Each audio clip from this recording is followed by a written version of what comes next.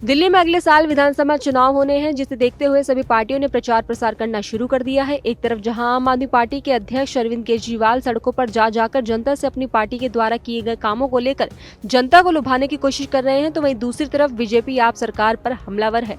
बता दें कि दिल्ली बीजेपी अध्यक्ष वीरेंद्र सचदेवा ने और बीजेपी सांसद बांसुरी स्वराज ने एक प्रेस कॉन्फ्रेंस कर दिल्ली में बिजली आपूर्ति में लगी पावर डिस्कॉम BSES और BPYL में भारी आर्थिक धांधली के आरोप लगाए हैं। इन दोनों ही पावर डिस्कॉम पर आरोप लगाया है, जिसमें आप सरकार की मिलीभगत की बात दिल्ली बीजेपी ने कही है। दरअसल दिल्ली बीजेपी अध्यक्ष वीरेंद्र सचदेवा और बीजेपी सांसद बांसुरी स्वराज ने आप सरकार पर गंभीर आरोप लगाते हुए निशाना साधा है और सवाल पूछा है कि दिल्ली में 3 पावर डिस्कॉम है, पहला NDPL, दूसरा BSES और तीसरा BPYL। इनमें से एक NDPL लाभ में चलती है, लेकिन अन्य 2 BSES और BPYL में भारी घाटा दिख रहा है। वीरेंद्र सचदेवा ने आगे कहा कि ये बात बहुत ही अजीब है कि तीनों डिस्कॉम एक समान दर पर बिजली बेचते हैं, एक ही स्रोतों से बिजली खरीदते हैं और एक ही नेटवर्क से बिजली सप्लाई लेते हैं, फिर भी एक लाभ में चल रही है और 2 घाटे में।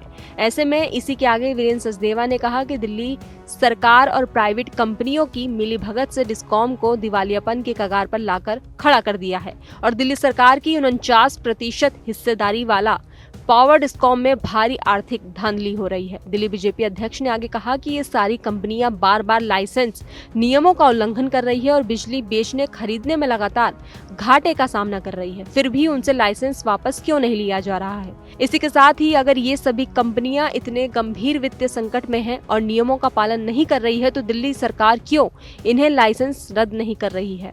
ऐसे में उन्होंने उड़ीसा सरकार का उदाहरण देते हुए कहा कि उड़ीसा सरकार ने इसी तरह की कंपनियों के लाइसेंस रद्द कर दिए थे, तो आप क्यों नहीं करते। इसी के आगे दिल्ली बीजेपी सांसद बांसुरी स्वराज ने भी दिल्ली सरकार पर गंभीर आरोप लगाए हैं। इन्होंने कहा कि BSES और BPYL की आर्थिक बदहाली प्राइवेट कंपनी के आर्थिक मिसमैनेजमेंट का रिजल्ट है। उन्होंने आगे आरोप लगाते हुए दिल्ली सरकार से कहा कि दिल्ली सरकार की सहमति के बिना दोनों डिस्कॉम घाटा नहीं दिखा सकते। दोनों पावर डिस्कॉम में संलिप्त मूल कंपनी BSES तो लाभ में है, पर दिल्ली सरकार की साझेदारी वाली पावर डिस्कॉम बिजली बेचने में भी घाटे में है और खरीदने में भी घाटे में। निजी कंपनी बिजली बेचते हुए होने वाले घाटे को वो रेगुलेटरी असेट बना देती है, जो अब लगभग 21,000 करोड़ से अधिक है।